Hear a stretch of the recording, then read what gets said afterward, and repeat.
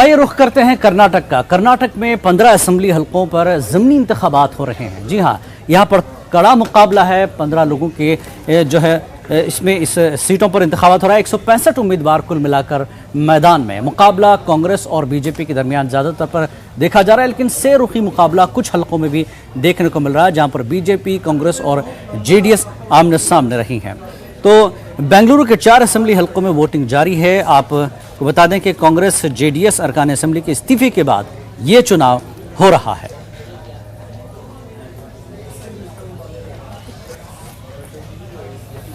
और इस मामले पर हमारे नुमाइंदे रऊफ अहमद हलूर हमारे साथ जुड़ चुके हैं, उनसे बात करते हैं। रऊफ, इस वक्त क्या अपडेट आप देंगे? काफी वक्त गुजर चुका है, 1 बज चुका है, क्या देखने को मिल रहा है? जी देखिए, 1 बज चुका है और रियासत कर्नाटक के 15 असेंबली हलकों में जिस अंदाज में वोटिंग होना चाहिए था उस अंदाज में वोटिंग होती हुई नहीं दिखाई दे रही है। अभी भी वोटिंग का फीसद जो है काफ़ी कम देखने को मिल रहा है। इस वक्त हम मौजूद हैं शिवाजी नगर में। यहाँ पर अब जो हमें इत्तलात मिली है तकरीबन 15 से 20% के दरमियान पोलिंग हुई है और काफ़ी वक्त भी गुजर चुका है। यानी कि सुबह 7 बजे से 1 बजे की ये रिपोर्ट है कि 15 से 20% के दरमियान वोटिंग दर्ज हुई है और इसके बाद मज़ीद तफसीलात हमें हासिल होंगी। इस वक्त कई अहबाब हमारे साथ मौजूद हैं, जमात उल कुरैश के अहबाब हमारे साथ मौजूद हैं और इस इलेक्शन को लेकर लोगों में जिस अंदाज में जोश और खरोश देखने को मिलना चाहिए था, जोश और जज्बा होना चाहिए था, वो दिखाई नहीं दे रहा है। हालांकि लोग अपने जमहूरियत का हक इस्तेमाल कर रहे हैं, अपने वोट का इस्तेमाल कर रहे हैं। बताइए शिवाजी नगर का क्या माहौल है? शिवाजी नगर का माहौल जो है ये सियासतदाना की तरफ से पूरा बिगड़ गया है।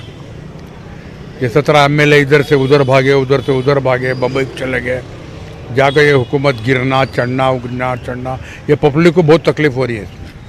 अभी जो यहाँ का इलेक्शन जो चल रहा है इसमें भी जो आदमी बेजार है, कहते कि क्या 3 महीने में 3 इलेक्शन, हाँ 3 महीने में 3 इलेक्शन होना तो अच्छा, यही है कि लोग जो हैं यहाँ पर नाराज़ दिखाई दे रहे हैं क्योंकि बार बार यहाँ पर इलेक्शन हुए हैं। 1.5 साल कबल यहाँ पर असेंबली का इलेक्शन हुआ था, उसके बाद पार्लियामेंट का इलेक्शन हुआ है और फिर दोबारा जो है यहाँ पर असेंबली का इलेक्शन हो रहा है। तो बताइए क्या नज़र आ रहा है आपको?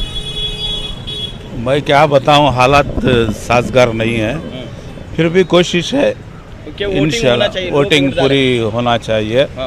वोट कैसा भी करके एक तरफ हो के कोई एक पार्टी जीते। जो है यहाँ पर हम देख रहे हैं कि वो लोगों में जो है जोश और जज्बा दिखाई नहीं दे रहा है। जज्बा इस बात से नहीं है कि बार बार इलेक्शन आने की वजह से जो दूसरे लीडर हैं 5-5, 6-6 इंडिपेंडेंट कैंडिडेट खड़ जाके जो पार्टी में इख्तियार नहीं आ सकते, वैसे लड़के सब जो पार्टियां सब आ जाने की वजह से जो है आदमी परेशान है, किसको देना किसको नहीं देना वोट बोल। यानी कि लोगों में जो है ये भी एक खदशा है कि यहाँ पर वोट डिवाइड हो रहे हैं। बहुत सारे कैंडिडेट्स हैं जी, बहुत से कैंडिडेट्स हैं, बहुत सेकुलर कैंडिडेट आना ज़रूरी है। हालात शहर के ऐसे हैं, बीजेपी जो आई इसका बहुत बड़ा ख़तरा हिंदुस्तान के अंदर चल रहा है, इसलिए सेकुलर हुकूमत आना बहुत ज़रूरी है। तो यहाँ पर हम देख सकते हैं कि शिवाजी नगर में साबिक रियासती वजीर रोशन बेग के इस्तीफे के बाद यहाँ पर इलेक्शन हो रहा है। लोगों में हालांकि लोग अपने वोट का इस्तेमाल ज़रूर कर रहे हैं और ये अपील भी लोगों से की जा रही है कि वो ज़्यादा से ज़्यादा तादाद में आकर वोट डालें। लेकिन हम देखते हैं कि लोगों में एक तरह से नाराज़गी भी है क्योंकि ये बार बार इलेक्शन क्यों हो रहा है, क्यों किसी की गलती की वजह से लोगों को क्यों तकलीफ हो रही है, यही सवालात किए जा रहे हैं। बताइए जी, सवालात तो अच्छे हैं आपकी।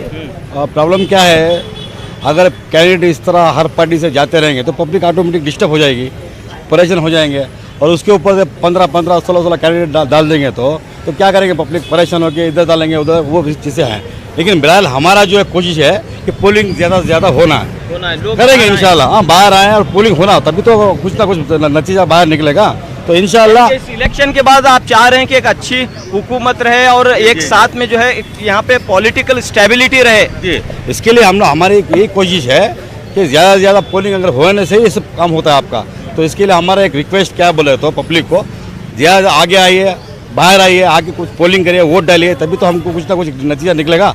कुछ भी करिए, एक रिक्वेस्ट है पब्लिक से, आगे आके वन साइड वोट करिए। ओके, तो यहाँ पर हम देख सकते हैं कि लोग यही चाहते हैं कि इस इलेक्शन के बाद पॉलिटिकल स्टेबिलिटी, सियासी इस्तेहकाम रियासत कर्नाटक में हो। जैसा कि हमने देखा है कि यहाँ पर गुज़िश्ता 1.5 सालों में कांग्रेस और जेडीएस की हुकूमत रही, उसके बाद बीजेपी की हुकूमत रही। दोनों हुकूमतों के दरमियान काफ़ी इख्तलाफात यहाँ पर देखने को मिले। जो सियासत हुई, जो सियासी ड्रामा हुआ, कई एमएलएस कई महीनों तक जाकर रिसोर्ट में रुके रहे, इससे लोगों को परेशानी हुई, अवामी मसाइल को परेशानी हुई। बड़े बड़े जो सियासी लीडरान हैं, चाहे वो कांग्रेस के हों, बीजेपी के हों, जेडीएस के हों, अपने अपने एमएलएस की हिफाजत में, अपने अपने लीडरों की हिफाजत में ज़्यादातर इन्होंने वक्त गुजारा, जबकि तरक्की की जानिब तवज्जो नहीं दी। बताइए, डेवलपमेंट नहीं हुआ है। यही जहाँ तक बात करें कि वहाँ पर जो समाजी तंजीमें हैं, उनका ये कहना था कि आज खासकर अपने वोट का पूरा इस्तेमाल करें, क्योंकि उन लीडरों को ये सबक सिखाया जाए जो दल बदली करते हैं, उनके लिए एक मैसेज दिया जाए वोटर्स की तरफ से। तो ये मैसेज क्या आवाम तक नहीं पहुँच पाया, या लोग पूरी तरह से नाराज है इस इलेक्शन के सिस्टम से कि लोग दल बदली करते हैं, फिर इलेक्शन होता है, आवाम को जो है इस तरह का मुसीबतों का सामना करना पड़ता है? वजह क्या मानी जा रही है?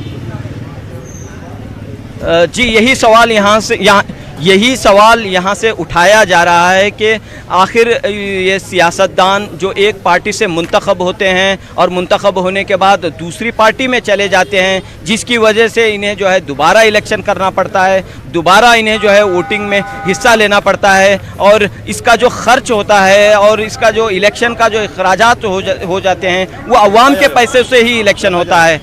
यानी कि यहाँ पर लोग चाह रहे हैं कि इस तरह की सियासत, दल बदल की सियासत ख़त्म होनी चाहिए। क्या आप यही चाह रहे हैं? जी जी, बिल्कुल सही बात है आपकी।